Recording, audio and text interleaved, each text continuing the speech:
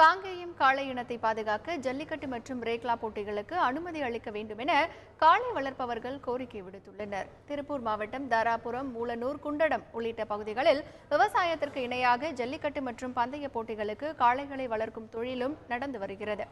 ஜல்லிக்கட்டு போட்டிக்கு தடை விதிக்கப்பட்ட நிலையிலும் விவசாயிகள் பரம்பரையாக காளை வளர்க்கும் தொழிலில் ஈடுபட்டு வருவதோடு ஜல்லிக்கட்டு பயிற்சியும் கொடுத்து வருகின்றனர். ஜல்லிக்கட்டு தடை காரணமாக காங்கேயம் காளைகள் அழிவில் விளிம்பில் இருப்பதாகவும், சந்தைகளில் காளைகளை வாங்க வரும் ஆட்கள் குறைந்து வருவதாகவும் காளை வளர்ப்பவர்கள் வேதனை தெரிவிக்கின்றனர். வரும் பொங்கல் பண்டிகைக்கு ஜல்லிக்கட்டு மற்றும் ரேக்லா போட்டிகளுக்கு அனுமதி அளிக்க வேண்டும் என்றும், இல்லாவிட்டால் தடையை மீறி நடத்த தயாராக இருப்பதாகவும் அவர்கள் தெரிவித்துள்ளனர்.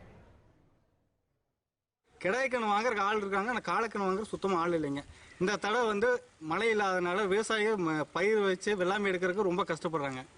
அதனால் இந்த தடவை நீங்கள் மத்திய அரசுகிட்ட மாநில அரசு சொல்லி எங்களை ஜல்லிக்கட்டு பொங்கலப்ப நடத்துறதுக்கு எங்களுக்கு அனுமதி வாங்கி தரணும். அது விவசாயிகள் சார்பாக நம்ம ரொம்ப முன்னாடி இந்த கோரிக்கை வைக்கிறோம்.